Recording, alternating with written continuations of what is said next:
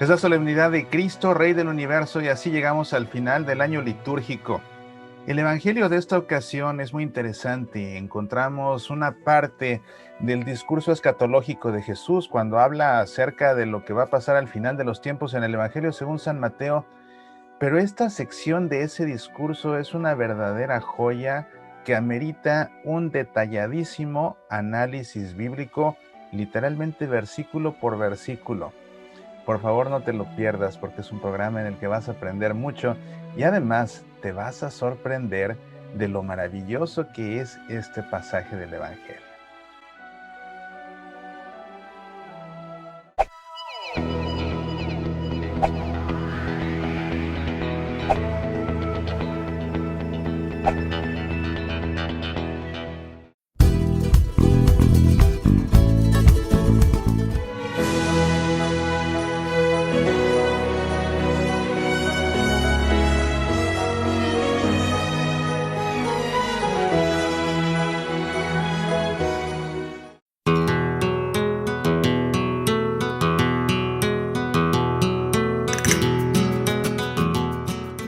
Ayúdanos a seguir creando contenidos de evangelización siempre acordes con el magisterio de la Iglesia y fieles al Papa, al mismo tiempo que tú te haces de recursos que te ayudarán a seguir creciendo en tu fe y a conocerla cada vez más. Aprovecha estas ofertas especiales en nuestra tienda en línea, todas las descargas de audios, videos y audiolibros con 50% de descuento en Black Friday, el sábado con 40% de descuento, el domingo con 30% de descuento y el lunes Cyber Monday con 25% de descuento. Ve a nuestro sitio semillasparalavida.org/tienda y aprovecha estas ofertas. Medita, aprende, apasionate por nuestra fe.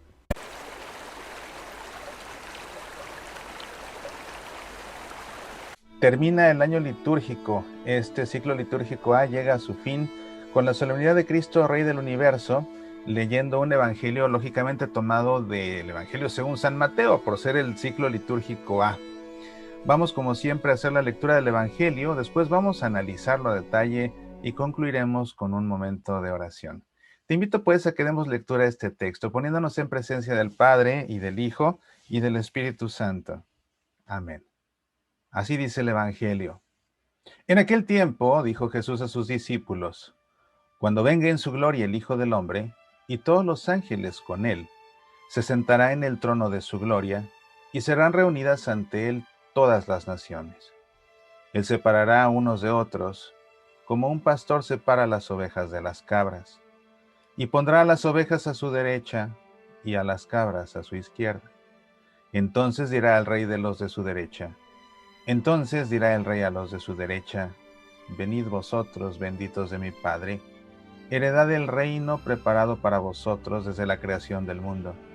Porque tuve hambre y me disteis de comer, tuve sed y me disteis de beber. Fui forastero y me hospedasteis, estuve desnudo y me vestisteis, enfermo y me visitasteis, en la cárcel y vinisteis a verme. Entonces los justos le contestarán: Señor, ¿cuándo te vimos con hambre y te alimentamos, o con sed y te dimos de beber? ¿Cuándo te vimos forastero y te hospedamos, o desnudo y te vestimos? ¿Cuándo te vimos enfermo o en la cárcel y fuimos a verte? Y el rey les dirá: Os aseguro que cada vez que lo hicisteis con uno de estos, mis humildes hermanos, conmigo lo hicisteis. Y entonces dirá a los de su izquierda: Apartaos de mí, malditos, id al fuego eterno preparado para el diablo y sus ángeles, porque tuve hambre y no me disteis de comer, tuve sed y no me disteis de beber, fui forastero y no me hospedasteis, estuve desnudo y no me vestisteis, enfermo y en la cárcel y no me visitasteis. Entonces también estos contestarán: Señor, ¿cuándo te vimos con hambre o con sed, o forastero o desnudo, o enfermo o en la cárcel y no te asistimos? Y él replicará: Os aseguro que cada vez que no lo hicisteis con uno de estos, los humildes, tampoco lo hicisteis conmigo. Y estos irán al castigo eterno, y los justos a la vida eterna. Este es el Evangelio que leemos en esta ocasión, en esta solemnidad de Cristo, Rey del Universo. Se trata de la perícopa del juicio de las naciones.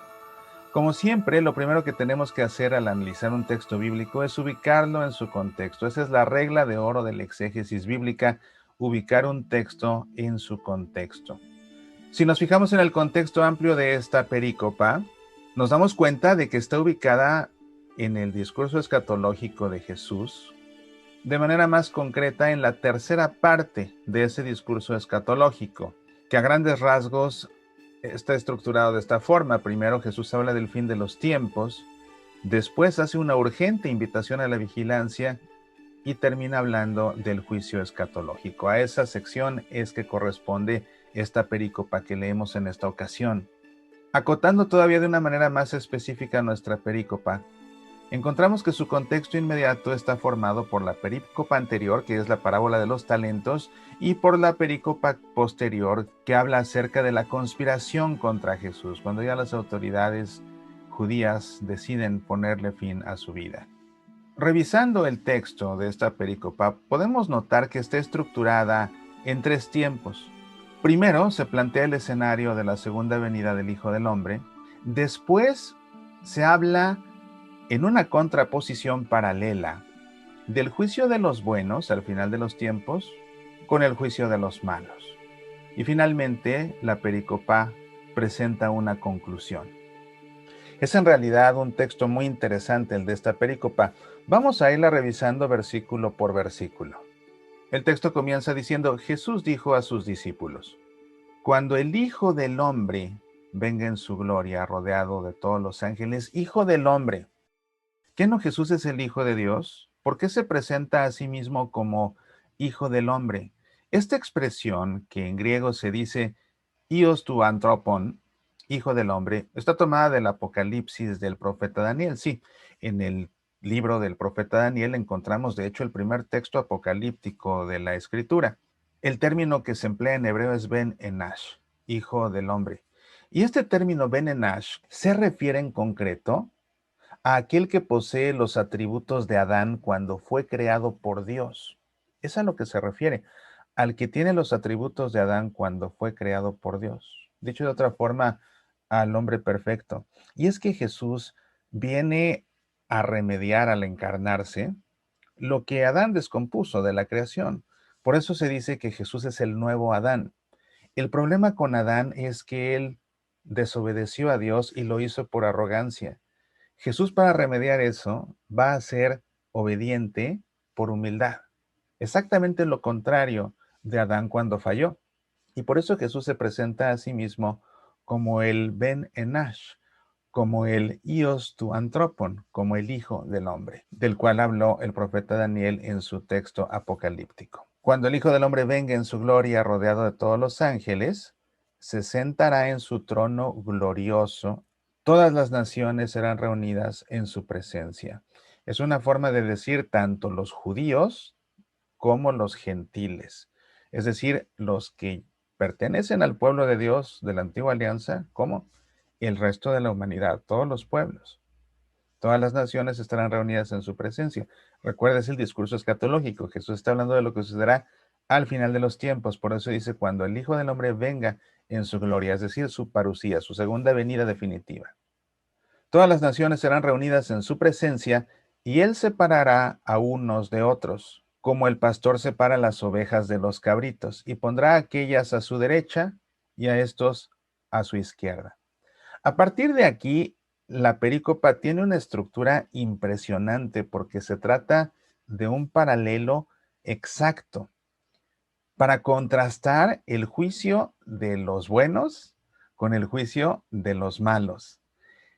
Y esta serie de paralelos en ocasiones son paralelos sinonímicos, en ocasiones son paralelos antitéticos. ¿Qué significa eso? Te propongo que vayamos no ya siguiendo el texto versículo por versículo, sino más bien juicio por juicio, y los vayamos comparando y contrastando uno a uno. Te vas a quedar sorprendido. Aquí te muestro los dos juicios, uno a la izquierda, uno a la derecha. Vamos a ir viéndolos literalmente palabra por palabra. El juicio de los buenos comienza diciendo así: entonces el rey dirá a los que tenga a su derecha. El juicio de los malos inicia así: luego dirá a los de su izquierda. En el juicio de los buenos, el rey dirá: vengan.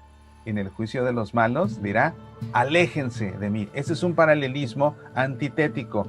Son dos ideas paralelas pero opuestas. Después dice: benditos de mi Padre, y a los otros les dice malditos. ¿Te das cuenta? Vengan, aléjense, benditos de mi Padre, contra malditos. En el caso de los buenos, y reciban en herencia el reino. En el caso de los malos, vayan al fuego eterno. ¿Te das cuenta la precisión con la que este texto está estructurado de una forma paralela? Ambos juicios van de la mano. Esto lo hace todavía más dramático. Después, en el caso de los buenos, en herencia el reino que les será preparado desde el comienzo del mundo. En el caso de los malos, el fuego eterno que fue preparado para el demonio y sus ángeles. Habla de dos preparaciones. En el caso de los buenos, el reino que fue preparado desde el comienzo del mundo. En el caso de los malos, el fuego eterno que fue preparado para el demonio y sus ángeles. Porque tuve hambre y ustedes me dieron de comer, los buenos. Porque tuve hambre y ustedes no me dieron de comer, los malos. ¿Ves ahí el paralelismo antitético nuevamente? Tuve sed y me dieron de beber, los buenos. Tuve sed y no me dieron de beber, los malos. Era forastero y me alojaron, los buenos. Era forastero y no me alojaron, los malos. Estaba desnudo y me vistieron, los buenos. Estaba desnudo y no me vistieron, los malos. Enfermo y me visitaron, preso y me vinieron a ver, los buenos. Enfermo y preso y no me vinieron a ver. Enfermo y preso y no me visitaron, los malos. Los justos le responderán. En el caso de los malos, estos a su vez le preguntarán. Otro paralelismo antitético, ¿te das cuenta? Son verbos opuestos. Los justos responderán, los malos preguntarán. O sea, Jesús quiere aquí dejar el contraste muy claro, ¿te das cuenta? Por eso es que todo va siendo exactamente opuesto hasta los verbos. En el caso de los buenos, Señor, ¿cuándo te vimos hambriento y te dimos de comer, sedientos y te dimos de beber? ¿Cuándo te vimos forastero y te alojamos desnudo y te vestimos? ¿Cuándo te vimos enfermo o preso y fuimos a verte? En el caso de los malos, Señor, ¿cuándo te vimos hambriento, sediento, forastero, desnudo, enfermo o preso y no te hemos socorrido? Ahí la idea está más parecida, ¿verdad? Pudiéramos ahí decir entonces que es un paralelismo sinonímico, ideas paralelas que dicen lo mismo. Sigue otro paralelismo sinonímico. En el caso de los buenos, y el rey les responderá. En el caso de los malos, y él les responderá.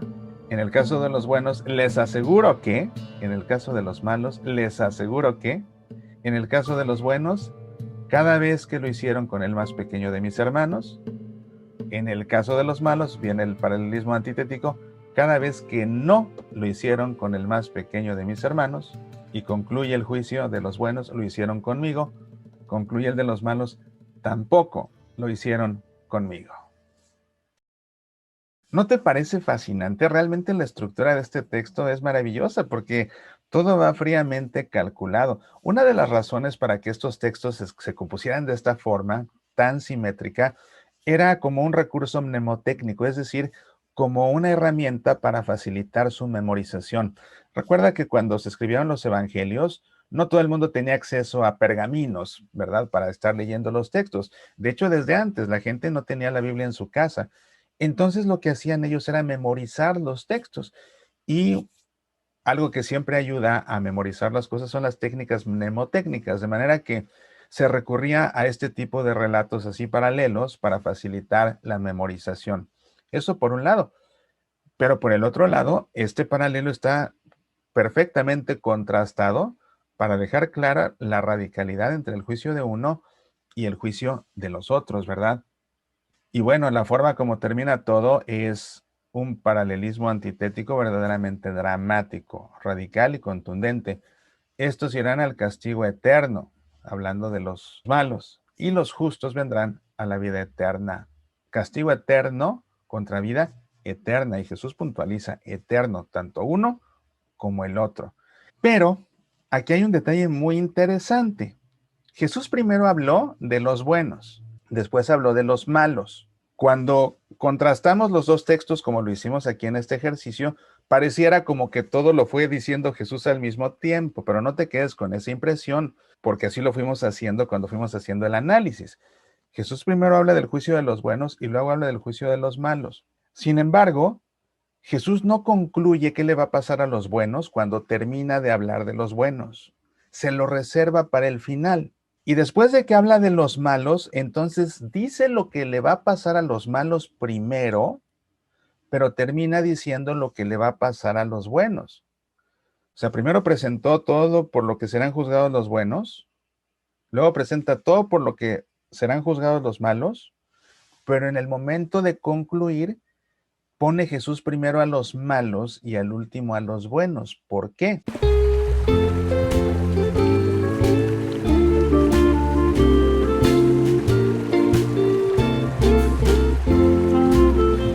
Permíteme acompañarte en tu itinerario de Adviento, en tu celebración de la Navidad con mi libro Un pesebre en tu corazón. Hermosas reflexiones justamente para este tiempo de Adviento y para el tiempo de Navidad. Un pesebre en tu corazón está disponible en edición impresa y también digital para Kindle en amazon.com. También está disponible en audiolibro en el sitio semillasparalavida.org/pesebre. Pero además, si vives en Estados Unidos, pon atención porque esto te puede interesar. ¿Te gustaría recibir una copia autografiada o enviarle a alguien en Estados Unidos una copia dedicada para Navidad, autografiada por su autor? Entonces puedes pedir estas copias también en el sitio semillasparalavida.org/pesebre. En verdad que es una gran oportunidad de dar un obsequio de Navidad a las maestras de la escuela católica de tus hijos, a tu párroco, o a las catequistas de tus hijos, o a tus compañeras catequistas, o a toda tu familia y amigos, tu círculo de oración. Un libro fabuloso, semillasparalavida.org/pesebre. Ahí descargas el audiolibro, ahí puedes pedir una copia autografiada, insisto, solo en Estados Unidos, y para el resto del mundo pueden pedir sus copias en amazon.com. Un pesebre en tu corazón, una lectura imprescindible para este tiempo que está por comenzar. Medita, aprende, apasionate por nuestra fe.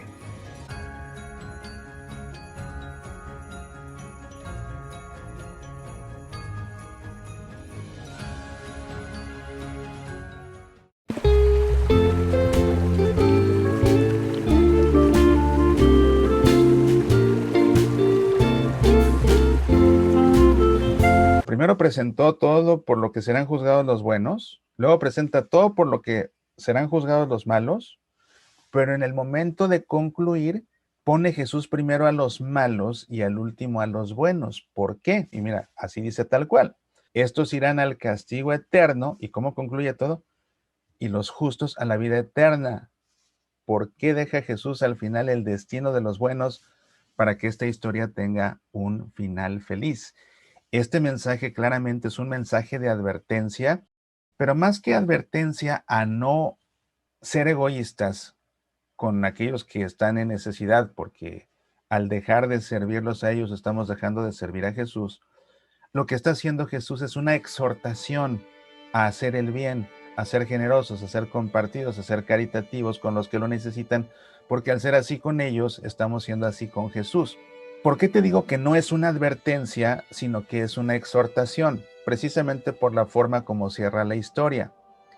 Si Jesús hubiera terminado la historia diciendo los justos irán a la vida eterna y los malos irán al fuego eterno, ¿qué es lo último que dice Jesús? El destino de los malos. ¿Con qué se queda el que escuchó toda esta historia? Con la última idea. En ese caso la idea sería negativa. Y cuando una historia termina con un desenlace fatal, con un desenlace triste, con un desenlace en un tono negativo, el texto es una advertencia. Pero cuando termina en un tono positivo, el texto es más bien una exhortación. Así, claramente Jesús nos hace una advertencia, lógicamente, de lo que va a pasar para el que sea egoísta, pero lo que quiere Jesús más que advertirnos es pues exhortarnos a hacer de esa manera, de la manera buena, para que así podamos tener la vida eterna. Pues ese es el análisis de este texto. Recuerda que Pasión por el Evangelio es un programa que pretende desarrollar un análisis bíblico para que tengas más elementos para comprender la palabra de Dios, y esto que hacemos en Pasión por el Evangelio, sumado después a lo que tu sacerdote predique en la Santa Misa, él ya con un tono más pastoral, quizás con un tono espiritual, aunque más bien pastoral, mezclado eso con toda esta parte teórica de Pasión por el Evangelio, pues tienes un panorama mucho más completo de la palabra de Dios que te permitirá que la lectura y la comprensión del Evangelio sea mucho más fecundo, dé mucho más fruto en tu vida. Ese es el propósito. Lo aclaro por si el programa te resultó demasiado teórico. Recuerda, ese es el propósito de Pasión por el Evangelio. Ya la parte pastoral, espiritual, esa la podrás ver en la Santa Misa con la homilía de tu sacerdote.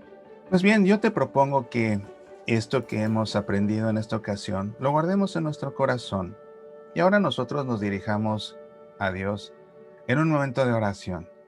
Para eso te invito por un momento a que cierres tus ojos, pongas tu mano sobre tu corazón y en tu interior hagas eco a estas palabras. Gracias, Señor, por ser nuestro Rey. Gracias, Señor, porque tu reino es la justicia. Gracias, Señor, porque tu reino es el servicio. Gracias, Señor, porque tus armas son el perdón. Gracias, Señor, porque tus armas son el amor. Gracias, Señor, porque tus armas son la misericordia. Gracias, Señor, porque tu castillo es el corazón del hombre. Gracias, Señor, porque tu corona no es de oro. Gracias, Señor, porque tus vestidos no son de seda. Gracias, Señor, porque tus pies van descalzos. Gracias, Señor, porque tu trono es una cruz. Gracias, Señor, porque nos esperas al final de los tiempos. Gracias, Señor, porque tú eres el centro de nuestra vida. Gracias, Señor, por ser nuestro Rey. Amén. En el nombre del Padre, y del Hijo, y del Espíritu Santo. Amén. Pues así concluimos esta emisión de Pasión por el Evangelio y terminamos también nuestro año litúrgico. Con el favor de Dios, a partir del próximo fin de semana, estaremos iniciando una nueva temporada de Pasión por el Evangelio, enfocándonos ahora cada semana en el estudio del Evangelio según San Marcos, en el ciclo litúrgico B, según nos lo vaya proponiendo en la misa de cada domingo. Te deseo que Cristo, Rey del Universo, siempre reine en tu corazón.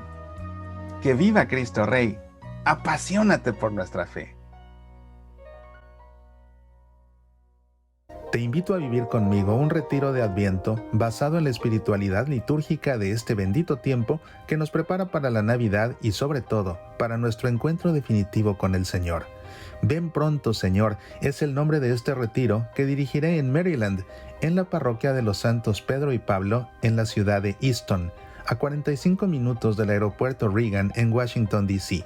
Domingo 3 de diciembre, primer domingo de Adviento, de la 1 a las 6:30 de la tarde. El evento es solo para mayores de 14 años. Más informes en el sitio semillasparalavida.org. Medita, aprende, apasionate por nuestra fe. Si no puedes viajar a Maryland para participar en este retiro de Adviento, puedes leer mi libro más reciente, Ven pronto, Señor, un manual de espiritualidad litúrgica de Adviento en el cual está basado este retiro. Ven pronto, Señor es un manual indispensable para todo católico que se tome en serio nuestra fe y el Adviento, para todo amante de la Sagrada Liturgia y para todo sacerdote que se esmera al preparar cada misa que celebra. Ven pronto, Señor apenas ha sido publicado y se ha convertido en un bestseller en Amazon, ocupando el primer lugar en ventas en su categoría. Pídelo en Amazon en su edición impresa o descárgalo en tu Kindle o para leerlo en la aplicación gratuita Kindle. ¿Crees que comprendes en verdad el Adviento? Piénsatelo 2 veces. Lee el manual Ven pronto, Señor y comprende en verdad el Adviento como nunca lo habías hecho. Medita, aprende, apasionate por nuestra fe.